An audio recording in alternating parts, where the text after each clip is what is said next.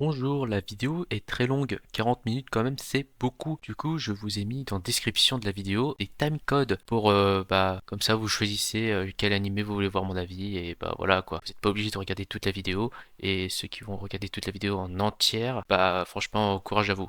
Merci. Alors, ça regarde les animés de saison d'automne là en ce moment, non? Bah moi non.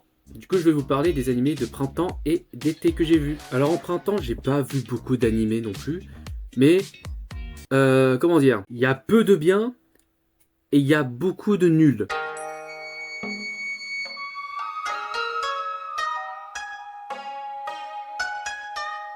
Commençons par le positif avec le péché originel de Takopi. Alors c'est l'histoire de Takopi, un petit alien poulpe, je pense qu'on va l'appeler comme ça, qui va descendre sur Terre pour rendre heureuse une petite fille qui a un état pas si ouf que ça. Alors j'ai déjà lu le manga sur Manga Plus avant, puis j'ai acheté les tomes en France. Alors il n'en possède que 2 tomes, terminé. Et du coup, l'animé adapte toute l'œuvre. On est sur l'un des meilleurs animés de l'année, ça c'est sûr. Déjà de sa qualité d'animation qui est très bien faite, sa réalisation, ses mises en scène, et surtout le niveau de l'adaptation. Là où dans le manga on ressentait quelque chose de très sombre et qui dégageait quelque chose de vraiment négatif, là dans l'animé on a une approche assez malsaine, avec un côté plus enfantin, avec des couleurs bien flashy, qui rappellent l'enfance. Et du coup, on a un côté innocent qui reprend un peu Takopi, qui est un extraterrestre vraiment très innocent et qui est très naïf aussi. Donc on a la vision du monde de Takopi, ce qui est une très bonne idée, car le manga s'appelle Le péché originel de Takopi, donc bon voilà. Alors certaines personnes ne vont pas vraiment aimer la fin, car c'est un peu brouillon, mais n'oubliez pas, c'est de la fiction. Voilà. Faut pas chercher non plus. Donc le péché originel de Takopi, je vous conseille fortement, mais vraiment fortement, à le regarder. Mais attention, trigger warning, l'anime aborde des sujets sensibles, donc renseignez-vous avant et voilà, allez regarder si vous n'êtes pas touché par cette sensibilité. Deuxième animé de printemps, Kowloon. Alors l'histoire se passe à Kowloon, à Hong Kong. Et oui, c'est le nom d'une ville dans laquelle nous avons une jeune femme qui travaille dans une agence immobilière et qui encroche avec son collègue. On est un peu sur une romance, sauf que il y a un événement. Lorsqu'elle fouille dans les affaires de son collègue, elle découvre une photo d'elle avec lui. En fait, le truc qui est bizarre, c'est que elle est un peu nouvelle. Et voir ça, c'est pas normal. Donc elle va rechercher des réponses à ces questions. Pourquoi est-elle sur une photo avec lui durant toute l'œuvre? On est sur une romance dramatique, enquête, mystère, vous voyez un peu le truc. Alors j'ai le format manga, il y en a 8 ou 7 que j'ai, après je les ai pas tous. Du coup je me suis dit pourquoi pas regarder l'animé. C'est super, j'aime bien l'œuvre. Du coup regardons. Alors première chose à dire sur l'animé, j'adore l'opening. C'est peut-être l'un de mes openings préférés de l'année, je sais pas, mais je l'adore, j'adore. Et aussi dans l'animé, bon c'est une adaptation, mais il n'y a pas tout qui est repris. Et je pense qu'il manque certains détails pour un peu être dans le truc, parce qu'il y a certains moments où on peut se perdre. Mais dans le manga aussi, et l'animé m'a un peu aidé à comprendre, mais il y a... voilà, c'est vice versa.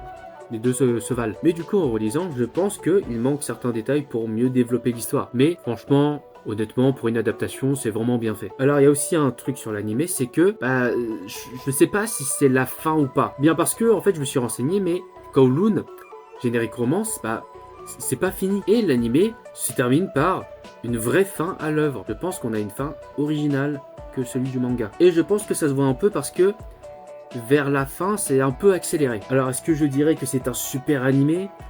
Je dirais plutôt que c'est bien. Et aussi, dans le manga, on ressent un côté nostalgique, une vibe qu'on ressent à travers les dessins. Là, dans l'animé, on n'a pas une vibe nostalgique. Moi, ce que j'aurais aimé, c'était d'avoir un style esthétique genre animé des années 80. Et là, j'aurais été conquis. Là, j'aurais dit que c'était incroyable. Mais c'est un bon animé, franchement, c'est cool. Moi, je vous conseille de regarder. Kowloon Generic Romance est un bon animé. Passons à la suite avec The Shunji Family's Children. Oui, j'ai regardé cet animé, et par simple curiosité, comment le mangaka aborde ce sujet de l'inceste. Alors, je sais pas pourquoi, mais j'espérais que l'œuvre soit un peu sérieuse. Mais quelle erreur! L'animé est fait par le même mec qui a fait Red Girlfriend, je pense que ça va être sérieux, mais vraiment je suis stupide. Aborder des sujets tabous, ça ne me dérange pas tant que c'est bien fait. Et là ça me dérange, parce que c'est mal fait en fait. Je sais pas si vous avez capté. Alors c'est l'histoire de la famille Shiunji là. Ils sont... attends, il y a 2 frères et 5 sœurs. Et à l'anniversaire de la dernière de la famille de ses 15 ans, je crois, eh bien le daron, il arrive, il dit, vous êtes tous adoptés. Voilà. Et suite à ces révélations, ça commence à faire chelou. Déjà, la dernière de la famille qui est amoureuse de son grand frère et qui le pense vraiment. On pourrait penser que c'était un truc, tu sais, quand t'es petit et tout, tu penses pas, juste tu l'aimes et tout, c'est l'amour familial. Là, c'est pas vraiment l'amour familial. Et les autres, ils se disent, pourquoi pas moi aussi, hein. Il y a des suites d'événements qui n'ont aucun sens. T'as une sœur qui fait du twister pour savoir si son frère, il a des désirs pour elle. Après les autres, pareil, hein, de toute façon, t'as les clichés typiques de meufs, hein. Tsundere, l'autre qui a pas d'émotion et qui fait la meuf intelligente, la grande sœur, un peu... bon, que des clichés, quoi. Alors au départ, le frérot, il se dit, non, j'ai pas envie de baiser mes sœurs. Il n'avait jamais eu cette pensée de sortir avec une de ses sœurs, ce qui est normal. Mais t'as son putain de petit frère qui à chaque fois lui dit, imagine, mais juste imagine, tu embrasses une de tes sœurs. Et en plus, il rappelle à quel point ses sœurs sont belles et populaires dans le lycée, collège. Franchement, quel frère. Non, honnêtement, cet animé m'a énervé. Le pire, c'est que l'animation et graphiquement, c'est pas si mal, hein. C'est pas si mal. Bon, je vais pas m'attarder sur ce Shiunji Family Children parce que c'est nul à chier et du coup, je vous le conseille pas de regarder. Maintenant, passons à Can a Boy Girl Friendship Survive. Alors on est sur un animé de romance entre deux amis. Attention, amis garçon-fille. Et le titre dit tout, hein. Est-ce qu'une amitié homme-femme peut survivre? Non. Alors pareil pour The Shiunji Family Children. J'espérais un truc sérieux. Putain, mais... Et à chaque fois, je suis vraiment optimiste. Faudrait que je le sois moins. Est-ce que ça aborde sérieusement le sujet? Alors dans l'animé, nous avons cette amitié homme-femme, mais il y a aussi l'amour d'enfance du protagoniste. Le gars, pas la meuf. Et du coup, il y a un triangle amoureux entre les trois, qui est très très nul. Parce qu'à la moitié de l'animé, tu sais très bien que le protagoniste, il aime son ami, quoi. Du coup, il faut quoi l'autre? Qui pensait avoir un truc intéressant, franchement, si c'est à la moitié de l'animé, non. Et le pire dans tout ça, il a beau rejeter l'autre, mais l'autre, elle l'aime. Et elle continue, parce que never back down, never what? Never give up. Et aussi, nous avons des événements du déjà vu un peu chiant, quoi. Aussi, il y a un truc qui m'énerve dans cet animé, c'est qu'on les présente comme amis. Mais la Russ, très collante, hein. Alors, tu peux être très contact avec ton ami féminin, mais de là à dire, on s'embrasse? Mais non, je déconne. Je pense pas que mon ami ferait ça, hein. Bon, après, j'ai pas d'amis femmes, donc... Mais vraiment, ils sont amis, et très proches, quoi. Vraiment, très, très, très, très proches. Tu es la seule qui compte pour moi. C'est vraiment un truc qui dit dans l'animé. Donc, Can a Boy Girl Friendship Survive? En passe-temps. Voilà, vous pouvez regarder juste en passe-temps, mais moi j'ai pas aimé, donc voilà. Alors, l'autre animé, j'ai déjà fait une vidéo dessus, c'est Please Put Demon Takamine-san. Je vous invite à regarder la vidéo de 9 minutes où j'ai vraiment à l'arrache. Mais si vous avez la flemme d'aller le regarder, je vais vous résumer. J'aime pas, voilà. Je crois que c'est le seul ecchi que j'ai. Ah non, il y a pire après. Donc voilà pour les animés normaux, je précise bien, du printemps. Alors dans l'été, il y a aussi les animés de printemps-été, donc bon... Vous avez capté. 2 bons animés, 3 animés de merde, dont un ecchi. Ouais, franchement, je me suis bien amusé ce printemps. Et c'est pas fini, parce qu'il y a 2 isekai que j'ai regardé. Alors, je vais pas trop m'attarder sur ces 2 isekai, je vais juste dire que je les ai vus et en plus, j'ai fait une vidéo dessus. On a The Beginning After the End, allez regarder le isekai dessus. Et I'm the Evil Lord of an Intergalactic Empire. Regardez aussi le isekai dessus. Alors, The Beginning After the End, bon, je pense qu'on en a déjà assez entendu parler. Par contre, I'm the Evil Lord of an Intergalactic Empire, un bon concept, mais nul à chier. Voilà. Alors, comment résumer ce printemps pour moi? Nul à chier. Après, le péché originel de ta copie a bien carré la saison. Vraiment, juste un animé excellent et vraiment, je suis content. Bon, saison de printemps finie, maintenant passons à la saison d'été.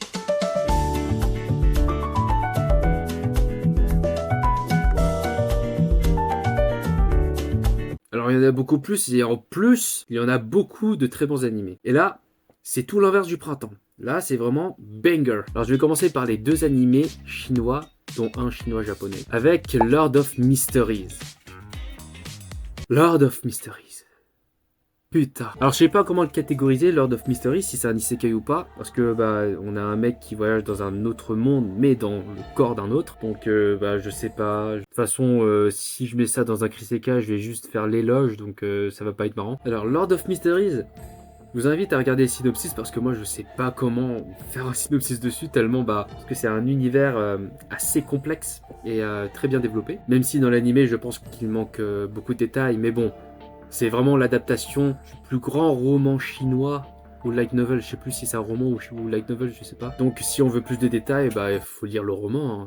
C'est simple comme bonjour. Ou sinon il y a des petits épisodes en parallèle de l'animé qui nous expliquent certains concepts, qui nous donnent plus de détails. Et aussi des épisodes avec des chibis. Alors qu'est-ce que j'en ai pensé de Lord of Mysteries?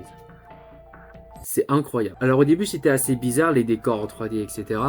Mais plus le temps passe, plus t'es habitué. Alors on n'est pas sur une masterclass d'animation, à part dans les combats, qui sont super, mais on est sur une masterclass de réalisation. Alors le truc assez spécifique de Lord of Mysteries, c'est qu'un épisode dure 30 minutes, et 30 minutes de pur plaisir. Et en plus des 30 minutes, on a l'impression que ça va super vite, hein. Vraiment en termes de tempo, Lord of Mysteries, c'est très fort, c'est très très fort. Il y a aussi l'énorme qualité de Lord of Mysteries, le sound design, oh le son. Vous regardez Lord of Mysteries avec un casque et vous mettez un très bon son. Oh là là, je bandais. C'est cinématière, hein. Franchement, c'est vraiment ça. À chaque épisode, j'étais à fond dessus. C'était vraiment intriguant. C'est un animé, on va dire, d'enquête fantastique avec des combats, etc. Mais on est plus sur de l'enquête. Alors bien entendu, je l'ai regardé en VO. Donc en chinois, moi qui n'ai pas l'habitude de regarder des animés chinois, de toute façon en plus c'est l'un des rares animés chinois que j'ai vu. Alors je sais qu'il y en a d'autres qui sont super, hein, et en plus j'aimerais bien en regarder. Mais là en tout cas Lord of Mysteries, ça me donne encore plus envie de regarder des animés chinois. Moi qui ne voulais pas regarder d'animés chinois parce que j'avais peur d'admettre qu'ils étaient plus forts que les japonais. Alors revenons un peu sur l'animation, quand j'ai dit que c'était pas une masterclass non plus, c'est surtout dans des moments assez quotidiens. On voit bien que c'est bien 2D statique, donc voilà, c'est pour ça. Et aussi au niveau des expressions faciales. Alors l'histoire est très complexe, mais il te donne envie de regarder la suite. Chaque fin d'épisode te donne envie de regarder le prochain épisode. C'est très très bien fait. Vraiment, je vous conseille énormément de regarder Lord of Mysteries. C'est trop bien. Du coup, passons au deuxième animé chinois, et cette fois c'est chinois-japonais. To Be Hero X.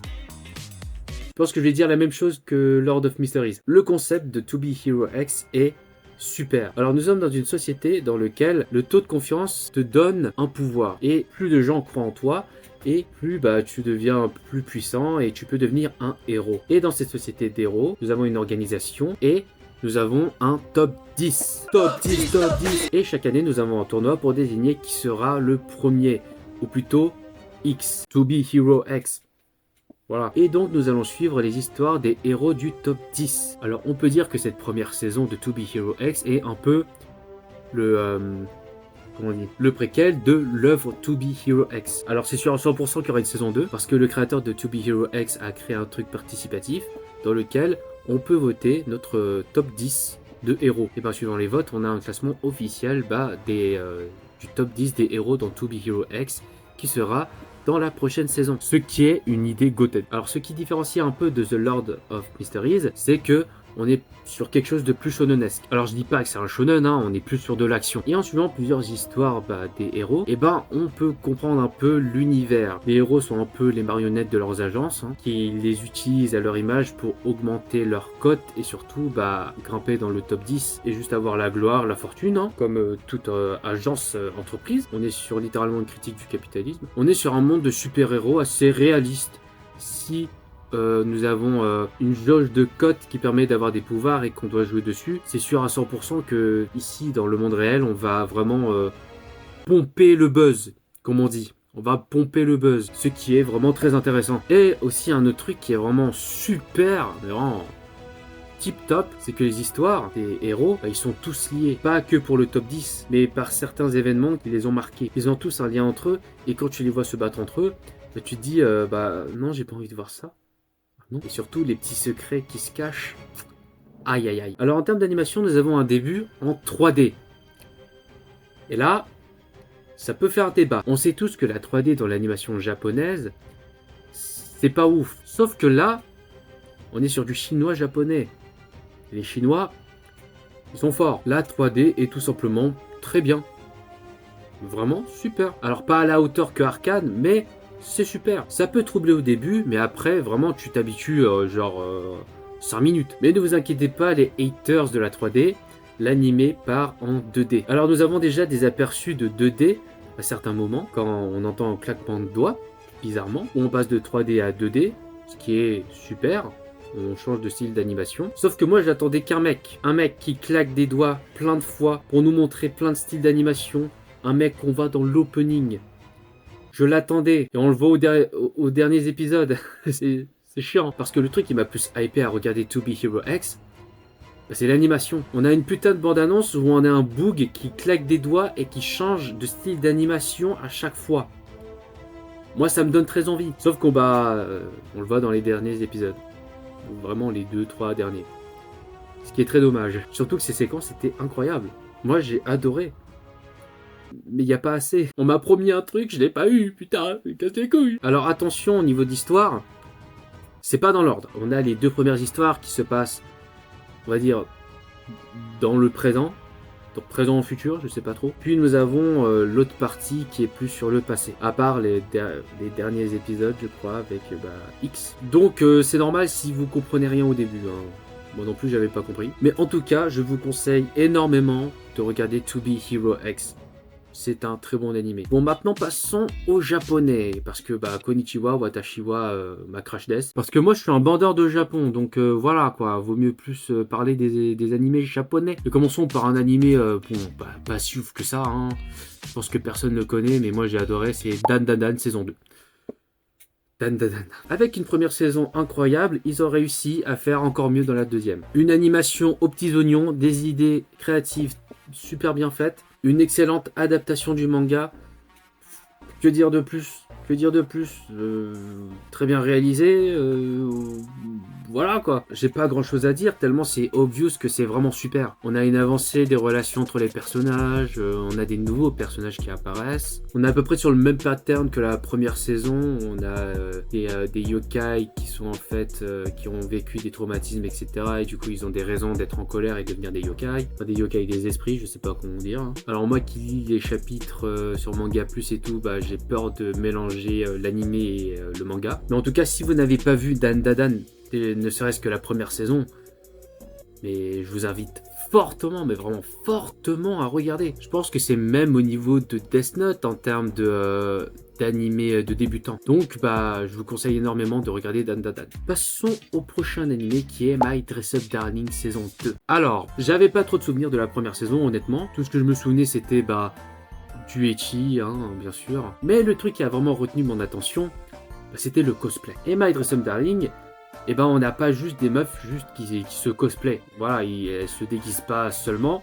On nous donne des explications de comment il faut faire. Et en plus de ça, on nous montre à quel point il y a des cosplays qui sont ultra sérieux. Alors la première saison, on n'était pas plus axé sur ça, hein, on était plus sur du fanservice, hein, honnêtement. Mais dans la deuxième saison, là, on est plus sur quelque chose d'éducatif, on va dire. On nous apprend plein de tips sur le cosplay et même sur la photographie. Et le point le plus important, on a moins de fanservice que dans la première saison, voire même pas. Les seuls moments où on peut considérer du fanservice, moi j'ai pas vu de fanservice. Je me suis dit, c'est normal, car il y a un contexte, donc c'est normal qu'on nous montre certaines scènes comme ça. Là où dans la première saison, c'était normal de voir ça, mais il y a quelques interactions qui n'étaient pas si nécessaires que ça. Bon, c'est bien joli les explications et tout sur le cosplay, etc.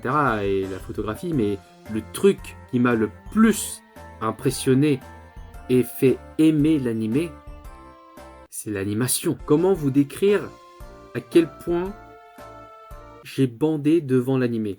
Alors pour l'animation, chaque mouvement des personnages vraiment détaillé et bien animé, je suis un homme heureux. Et en plus aussi les expressions faciales, il y a tout, il y a tout. Et il n'y a pas seulement l'animation qui est super, il y a la réalisation. Alors je n'ai pas lu le manga, mais je vois que dans l'animé, bah, il y a beaucoup de créativité, que ce soit sur des changements de format, en passant d'un format d'un écran à du 4 tiers, etc.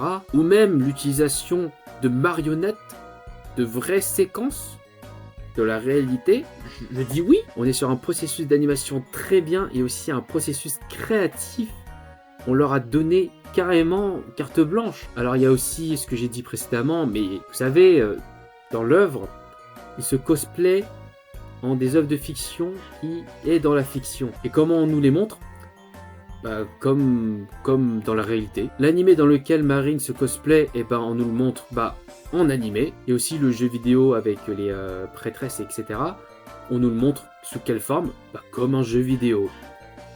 C'est tout simple. Et vraiment, à un moment, je pensais que je m'étais trompé d'animé. Je peux comprendre que ma Dress Up Darling n'est pas très attirant vis-à-vis de la première saison, mais la deuxième saison m'a fait complètement changer d'avis. Et franchement, My Dress Up Darling, c'est un super animé. Du moins la saison 2. C'est trop bien. Ça m'a donné envie d'acheter le manga à dire. Hein. Vraiment, ça marche très bien. Alors aussi, j'ai vu sur les réseaux qu'il y avait un peu de censure, mais en vrai, je m'en bats les couilles. Tant mieux que c'est censuré, hein, à vrai dire. En tout cas, je vous conseille fortement, mais vraiment fortement, de regarder My Dress Up Darling, ne serait-ce que pour l'animation. Maintenant, passons à Grand Blue saison 2. Après des années, Grand Blue a enfin sa deuxième saison. Et putain, qu'est-ce qu'on a attendu. Alors, je ne sais pas si vous voyez bien, mais là, j'ai les tomes de Grand Blue. Et je ne sais pas si vous le savez, mais Grand Blue est l'un de mes mangas préférés en termes d'humour. Et quand j'ai appris qu'il y avait la deuxième saison qui allait sortir, moi j'ai envie de voir mes hommes à poil bouger, quoi. Alors, on va être honnête.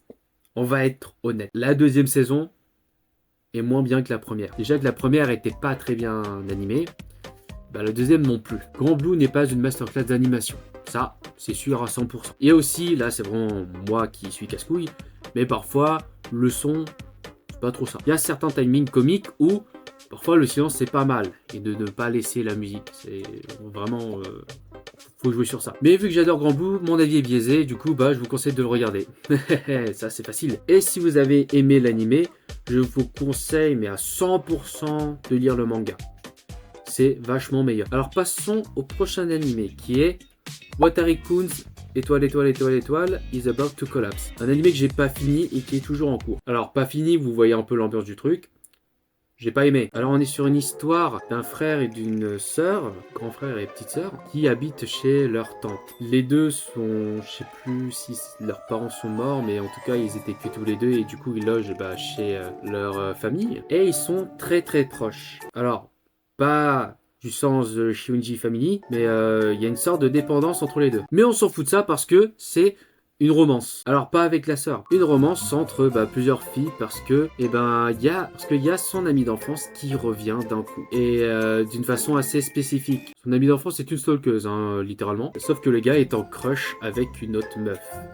Donc voilà, triangle amoureux. Bon voilà. L'animation, l'histoire.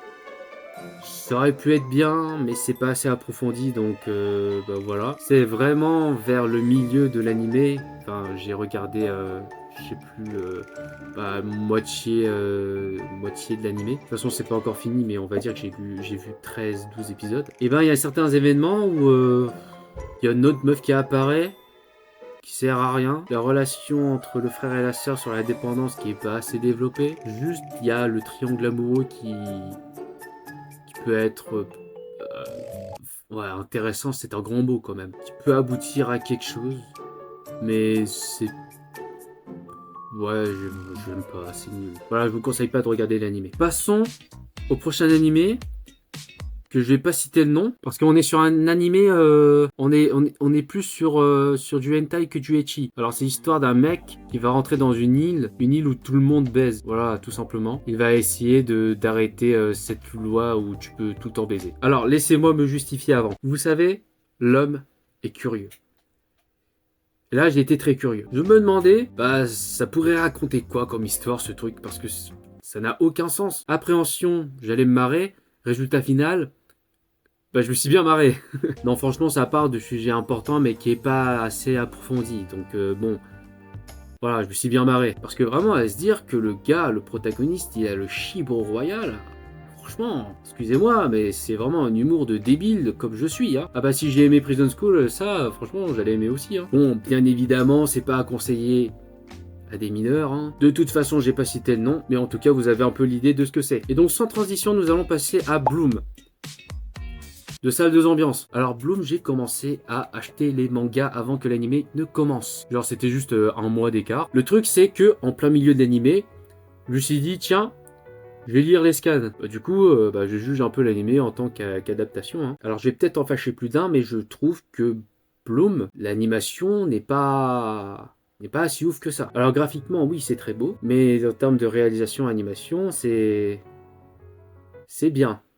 C'est pas super non plus, quoi. Alors si on compare au péché originel de Tatacopy, bon, voilà, il y a vraiment une énorme différence. Ou même My Dress Up Darling, où c'est vraiment très différent et vraiment très bas par rapport à ça. Ah oui, j'ai oublié de dire, ça parle de quoi, Bloom? Alors vous voyez un peu Roméo et Juliette?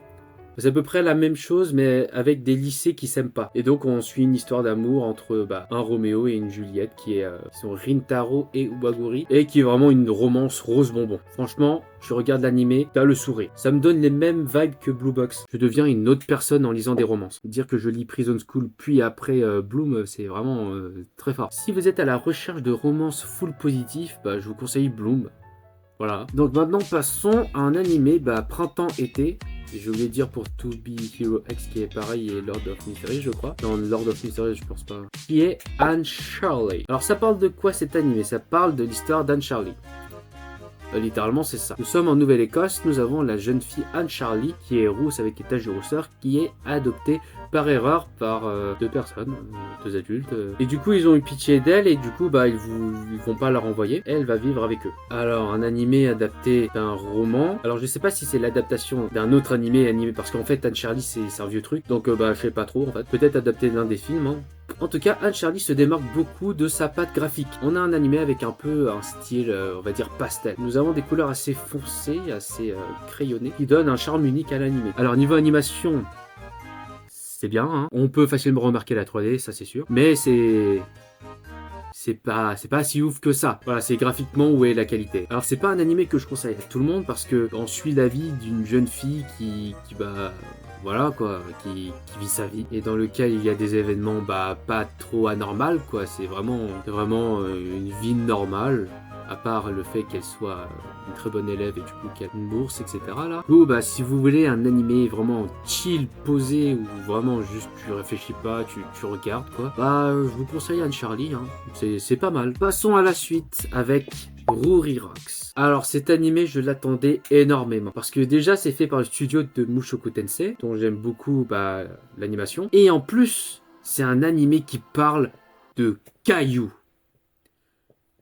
J'adore. Il n'y a pas mieux qu'un animé sur des cailloux. Mais vu que c'est un animé et qu'il faut attirer le plus de gens, on a mis des meufs.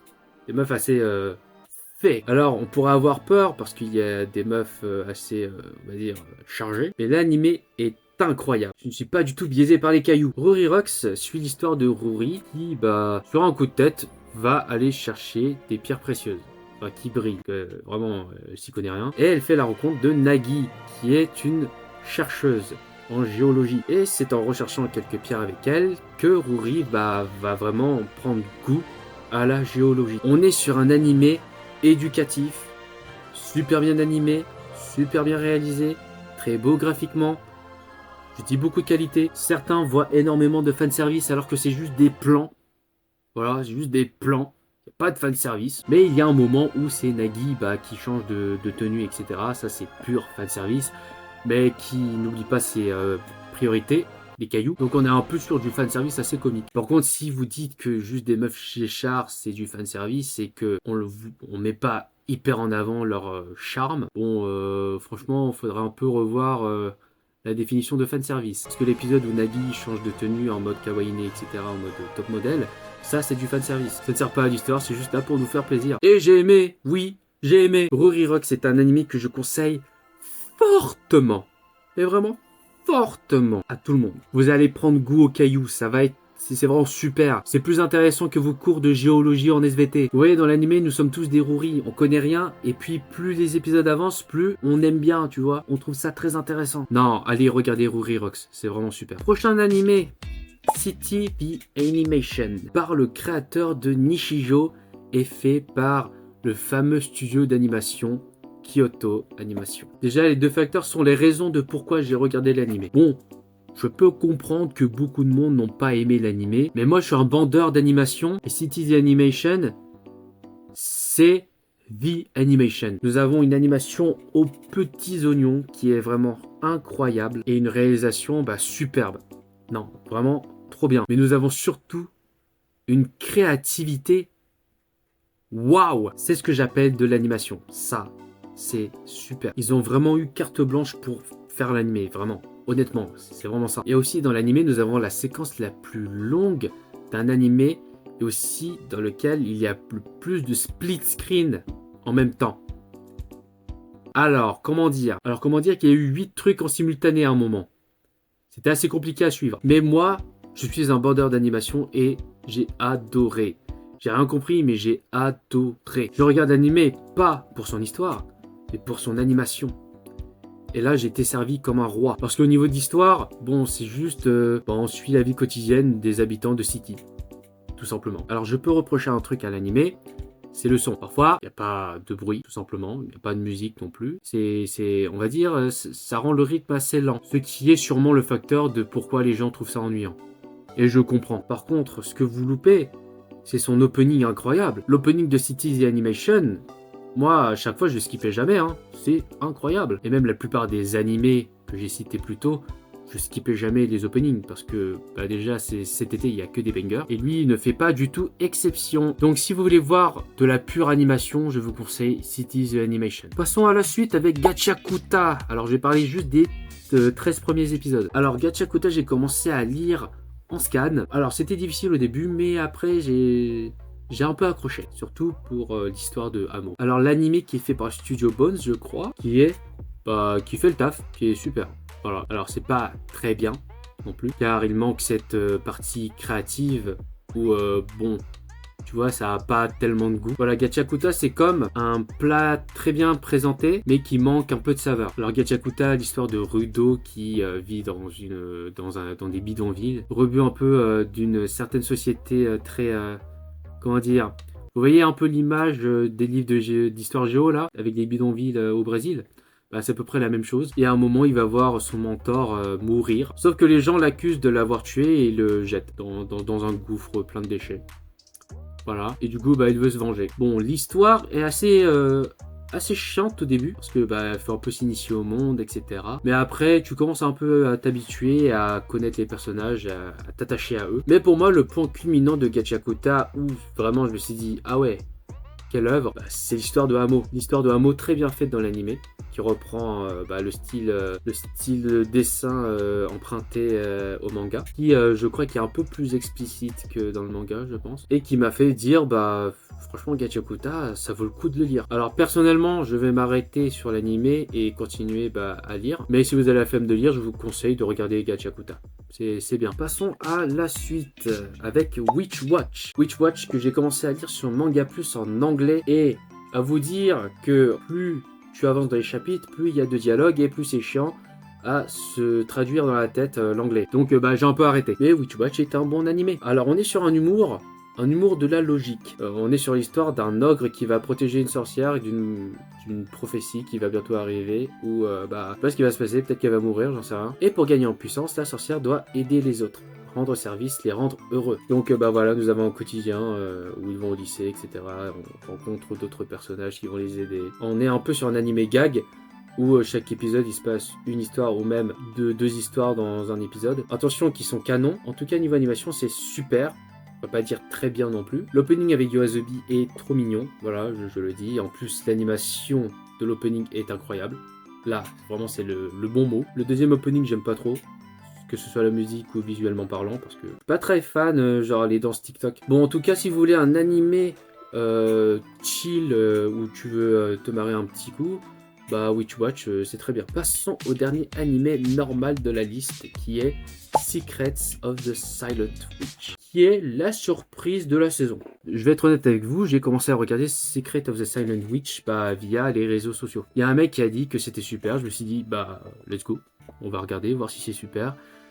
Et ben c'est bien, on a l'histoire d'une magicienne ou sorcière, qui est une très grande sorcière qui fait partie d'un conseil, dont sa spécialité est d'incanter des sorts sans incantation. Et suite à une visite d'un de ses collègues, eh ben, elle a pour mission de protéger l'héritier du roi. Donc elle va entrer dans une école pour protéger le prince. Ah aussi elle est jeune donc ça passe niveau infiltration. Secrets of the Silent Witch est un très bon animé. J'ai vraiment beaucoup aimé. Et l'argument numéro 1 de pourquoi j'ai aimé, c'est la protagoniste. La protagoniste qui est très anxieuse socialement parlant et qui adore les chiffres. Elle a un peu les vibes à la Mao Mao et Freerun.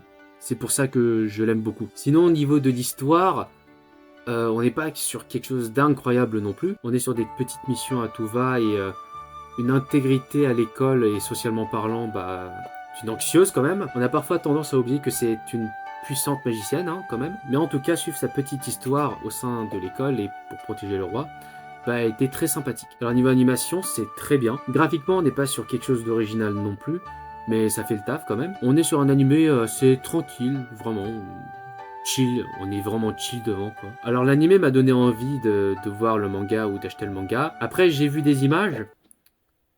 Bon je pense que l'animé est meilleur. Je veux pas dire que c'est moche, c'est juste que bon, c'est le type de dessin qu'on voit tout le temps dans des mangas quoi, enfin surtout des isekai. Donc on va se contenter de l'anime. Et du coup je vous conseille fortement de regarder Secrets of the Silent Witch. Alors maintenant passons aux isekai, qu'est-ce que j'ai regardé? J'ai regardé The Rising of the Shield Hero saison 4 je crois, qui aura un Krisekai dédié.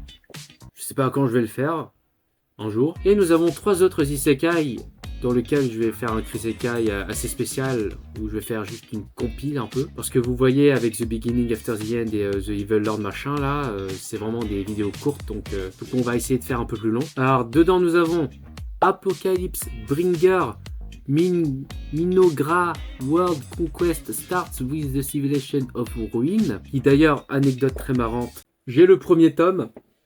Alors c'est pas le même nom mais c'est la même chose. Je savais même pas que j'avais ça déjà. J'ai trouvé ça quand j'ai rangé ma bibliothèque. Alors je vous préviens, je l'ai pas acheté. C'est une certaine personne qui me l'a offerte. Certaine personne qui s'appelle Nellive. Puis nous avons Ugly Mug Epic Fighter et The Water Magician. Voilà, je vous tease un peu les prochains Krisekai. Donc pour résumer un peu la saison d'été, c'était une super saison.